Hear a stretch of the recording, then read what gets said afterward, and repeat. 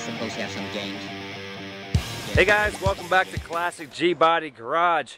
Alright, well, priorities have shifted yet again. You know, this summer has been extremely short.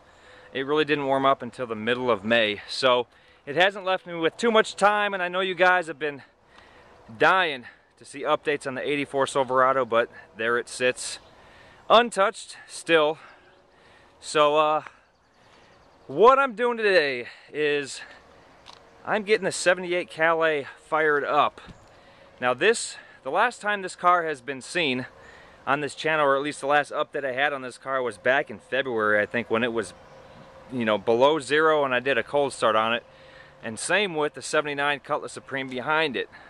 Now I did mention that this car is going to Canada. It is sold, and I am parting it out to an extent. So what I want to do is move the 78 Calais and get the 79 Supreme out in front so I can finish disassembling it.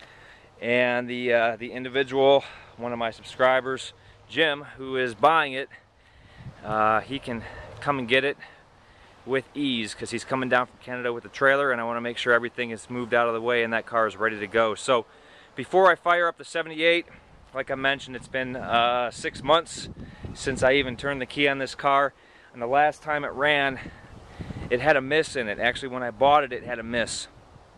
The carb seems okay. The plug wires are all zip tied all every which way in this black spray canned engine compartment. It looks like shit. Way too many hands have been in this pot here. So what I need to do is I need to do a compression check on this car, and these old 305s are prone to wipe out the camshaft and cause a miss. So what I need to do is, like I said, do a compression check to make sure all cylinders have proper compression, so I can at least eliminate a bad camshaft. And while I have the spark plug wires off, I'm going to make sure the firing order is in the correct order, and I will also check the plug wires as well to make sure they have continuity within all the plug wires and make sure those are good as well. So I'll also obviously check the spark plugs while I have those out. So what I need to do is do a compression check, and I'll show you guys exactly how to do it, and then I will go ahead and fire this thing up and get it running once again. Alright, well, this compression check is not really going as planned. I went ahead and hooked up the battery, turned the key just to see if I had some power, get this motor cranking over so I can start doing the compression check. Nothing happened when I turned the key, and I mentioned before, there has been way too many hands under the hood of this car. Hillbilly jobs everywhere. And what they have done at some point in time, someone did, was put top post aftermarket cables on it and had eliminated the side post cables, like I got right here. So over the past several weeks, I was working on this car. I just hadn't shot any videos of it. I did start straightening out the wiring under the hood, putting the side post cables back on it, and I haven't gotten around to putting the side post positive cable on it. So what they have done, they had a wire going from this lug right here on the positive post going to the back of the alternator.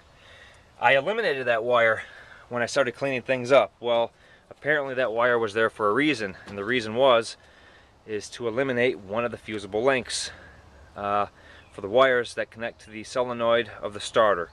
So I pulled the wires off the starter, compared it to the 78 Calais sitting here, found out that that car has 2 fusible links, which is correct. This car had 1 fusible link, which is incorrect. Did a little bit more digging around underneath there, and found the wire that was cut off, broke off, melted off, whatever it might be. And so there is a missing fusible link underneath there. So I need to go ahead and replace that. So I dug up a piece of the harness that I had cut off the 78 Supreme Parts car, the one that had the 403 in it. And this harness is correct. It has both fusible links. You can't see them, they're all taped up, but I can feel the other one in there. Both fusible links, and what I need to do is splice this harness into the factory harness on this car, and then I will have power, proper power, going through the fusible links and up through the solenoid and starter of this car. So I'm going to get that taken care of, and then I'll go ahead and start the compression check. Alright, I went ahead and spliced in the other Cutlass harness into this one. You can see I fed it through the factory steel pipe that runs down next to the exhaust that protects the harness, which is correct. That steel pipe was just hanging there before and wasn't mounted to anything. So I'm going to go ahead and mount that correctly. And then I went ahead, oh, here's the old harness. There's the single fusible link, and you can see right there, you can see the remnants of the other wire in there. And then this was the wire that bolts to the solenoid itself as well. So cut those both off, spliced everything in, and while I was at it, I went ahead and got rid of the old nasty cable that was on it, and I took an Oldsmobile style side post cable, shortened it up, took about a foot or more off of it to match the Chevy length cable, because they are shorter cables. Put the proper connector on there, soldered it all up just as the factory would have done it. So I am set to put a factory cable right back in it. So I'm going to go ahead and put the starter back in it, button it all up, turn the key, and see if it cranks over. Alright, finally have everything all hooked up. I have the proper side post cables on this thing. I have the cable all run, mounted to the frame exactly how it should. Starter is all hooked up properly, and this car didn't even have a battery tray in it before, and I forgot to mention that I did install one of those, and I got the battery hold down ready to go on with anti-seize on the bolt. I want to make this car right. I'm tired of all this half-assed bullshit. Alright, well, everything's all hooked up, and I'm going to see if this thing will actually crank over the way it should without having the jumper wire that went from the back of the alternator over to the positive lead, which bypassed the factory fusible link, which is not correct. So let's see what happens. Let's hope we get power. Alright, the generator light comes on, which didn't before. See if it cranks. And it does. Alright guys, well, that is it for this video. I guess you'll have to wait to the next video to see how this thing turns out as far as the compression check goes. But like I said, this video started out wanting to do a compression check on this 305 because it does have a miss.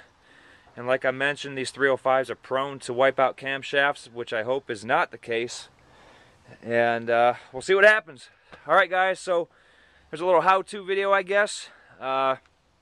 Leave some comments, subscribe, all that good stuff, and I will talk to you guys in the next Classic G-Body Garage video.